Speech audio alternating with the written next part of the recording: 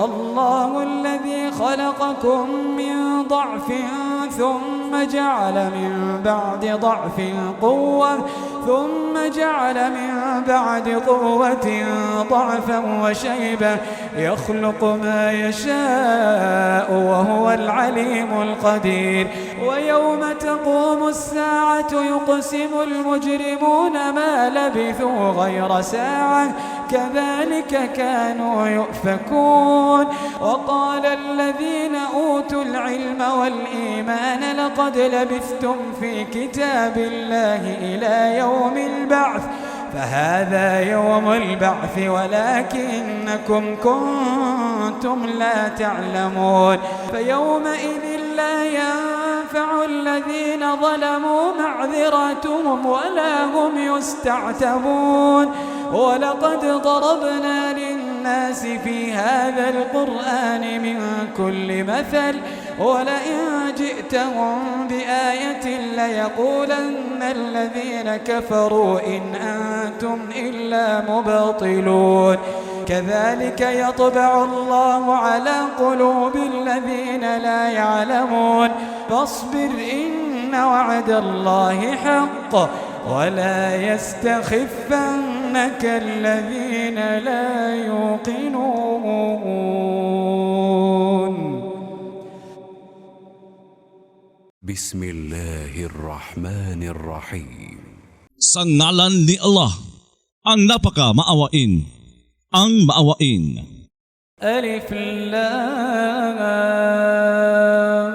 ميم تلك آيات الكتاب الحكيم Ang mga ito ay ang mga talata ng aklat na marunong. هدى ورحمة للمحسنين Bilang patnubay at awa para sa tagagawa ng maganda. الذين يقيمون الصلاة ويؤتون الزكاة وهم بالآخرة هم يوقنون Na mga nagpapanatili ng pagdarasal at nagbibigay ng saka sa mga karapat-dapat at sila sa kabilang buhay, sila ay nakatitiyak. أولئك على هدى من ربهم وأولئك هم المفلحون Ang mga iyon ay nasa patnubay mula sa Panginoon nila at ang mga iyon ay ang mga magtatagumpay. ومن الناس من يشتري لهو الحديث ليضل عن سبيل الله بغير علم ويتخذها هزوا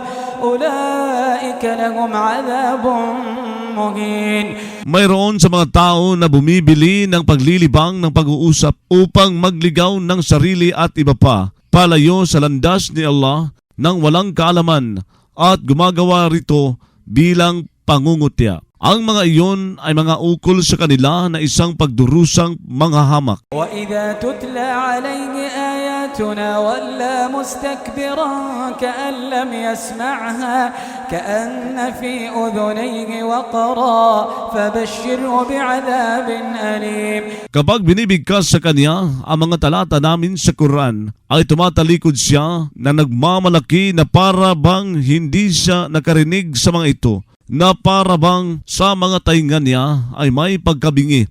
Kaya magbalita ka sa kanya hinggil sa isang pagdurusang masakit. إن الذين آمنوا وعملوا الصالحات لهم جنات النعيم Tunay na ang mga sumampalataya at gumawa ng mga maayos ukol sa kanila ang mga hardin ng kaginhawaan. خالدين فيها وعد الله حقا وهو العزيز الحكيم Bilang mga mananatili sa mga ito bilang pangako ni Allah, natutuhanan siya ay ang makapangyarihan, ang marunong. خلق السماوات بغير عمد ترونها وألقى في الأرض رواسي أن تميد بكم وبث فيها من كل دابة Lumikha siya ng mga langit ng walang mga haliging nakikita ninyo. Naglapat siya sa lupa ng mga matatag na bundok nang hindi gumagalaw-galaw ang mga ito sa inyo.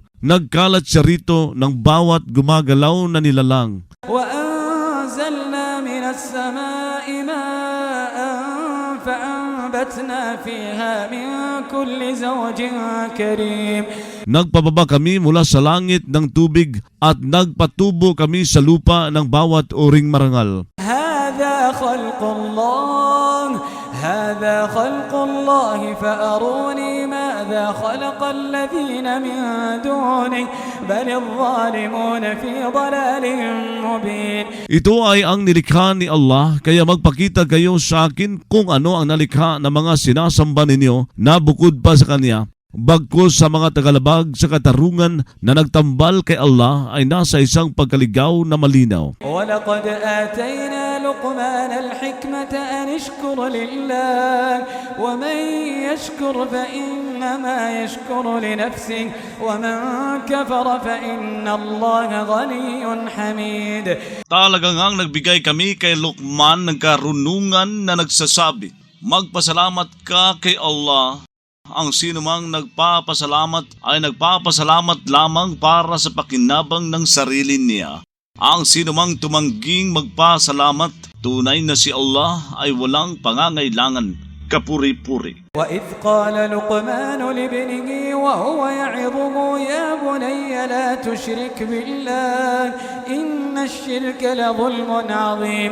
Banggitin, noong nagsabi si Luqman sa anak niya, habang siya ay nangangaral dito, O anak ko, huwag kang magtambal kay Allah. Tunay na ang pagtatambal kay Allah ay talagang isang kawalang katarungang kasalanang sukdulan. وَوَصَّيْنَا الْإِنسَانَ بِوَالِدَيْهِ حَمَلَتْهُ أُمُّهُ وَهْنًا عَلَى وَهْنٍ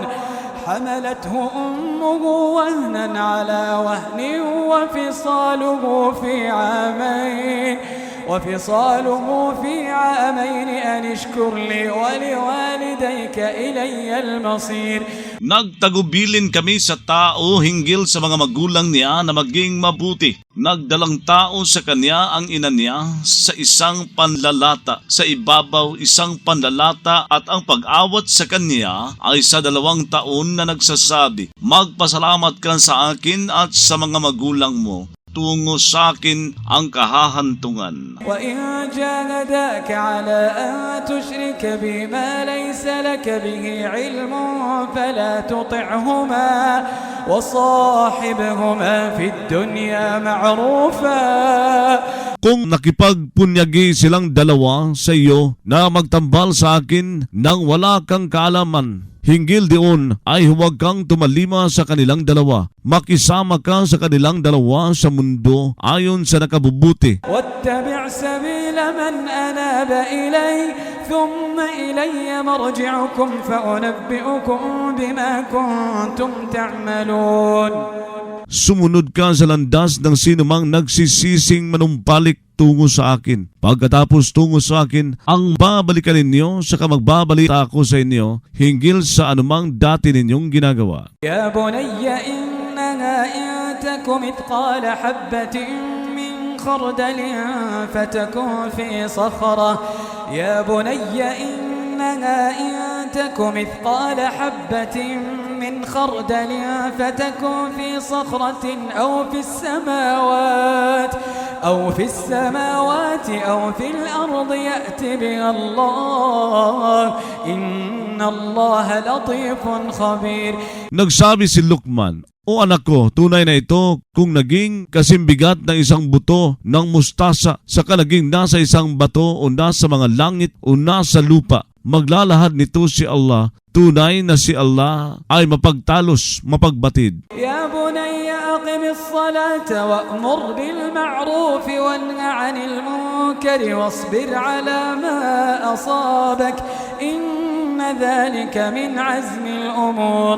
O anak ko, magpanatili ka ng pagdarasal, magutos ka ng nakabubuti, sumaway ka ng nakasasama at magtiis ka sa anumang tumatama sa iyo. Tunay na iyon ay kabilang sa pinagpapasyahan sa mga usapin. ولا تصعر خدك للناس ولا تمش في الأرض مرحا إن الله لا يحب كل مختال فخور.